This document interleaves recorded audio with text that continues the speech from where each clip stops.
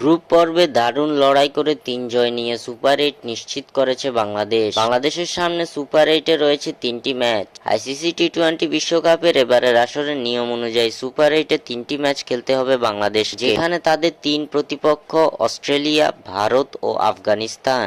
অর্থাৎ সুপার ৮ থেকে সেমিফাইনালে উঠতে হলে বাংলাদেশকে কঠিন পরীক্ষার মধ্য দিয়ে যেতে হবে। এরই মাঝে আইসিসির বাজে এক সিদ্ধান্তের শিকার হয়েছে বাংলাদেশ। টি-২০ বিশ্বকাপে সুপার ৮-এ বাংলাদেশকে ২৪ ঘন্টার ব্যবধানে খেলতে হবে ২টি ম্যাচ। সুপার ৮-এ টাইগাররা তাদের প্রথম ম্যাচ খেলবে আগামী ২১ জুন, যেখানে তাদের প্রতিপক্ষ অস্ট্রেলিয়া। ২১ জুন বাংলাদেশ সময় ভোর ৬টা ৩০ অস্ট্রেলিয়ার বিপক্ষে মাঠে নামবে টাইগার বাহিনী। এরপর ২৪ ঘন্টা পর আগামী ২২ জুন ভারতের বিপক্ষে মাঠে নামবে বাংলাদেশ সময় রাত ৮টা ৩০ ভারতের বিপক্ষে নিজেদের দ্বিতীয় ম্যাচে মাঠে নামবে বাংলাদেশ। সুপার ৮-এ বাংলাদেশ তাদের তৃতীয় শেষ ম্যাচ খেলবে আফগানিস্তানের বিপক্ষে আগামী ২৫ জুন।